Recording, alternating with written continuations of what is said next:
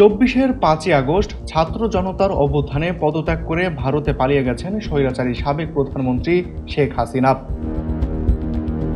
কিন্তু সেখান থেকে একের পর এক উস্কানিমূলক বক্তব্য দিয়ে যাচ্ছেন তিনি। প্রায় সময়ই বাংলাদেশে ঢুকে পড়বেন বলে নেতাকর্মীদের আশ্বাস দিলেও বিশ্লেষকদের চোখ এখনো সেটা শুধু কাগুজে বাঘ। তবু আওয়ামী লীগ ও তাদের মিত্ররা আবারও সক্রিয়। দুর্গাপূজার পর দেশে ফেরার লড়াইয়ে নামার ঘোষণা দিয়েছে কলকাতার নিউ টাউন শাখা।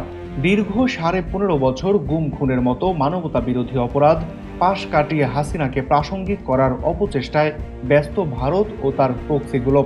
অভিযোগ উঠেছে ভারতের গোয়েন্দা সংস্থা রয়ের প্রত্যক্ষ সমর্থনেই চলছে এইসব তৎপরতা।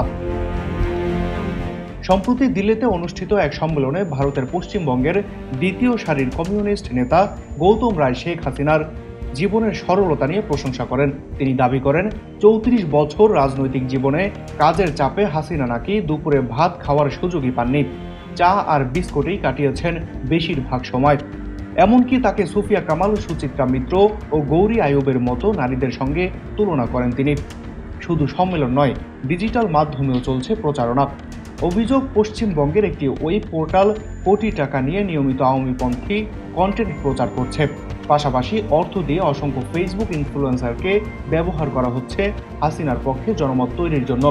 রাজনৈতিক অঙ্গনে এখন প্রশ্ন একটাই, ভারতের সক্রিয় সমর্থন ও আওয়ামীপন্থী এজেন্সিগুলোর প্রচেষ্টার পরও ফ্যাসিবাদী সাবেক প্রধানমন্ত্রী শেখ হাসিনা কি সত্যিই দেশে ফিরতে পারবেন, নাকি সবই থেকে যাবে কাগজে কলমের জল্পনা কল্পনা।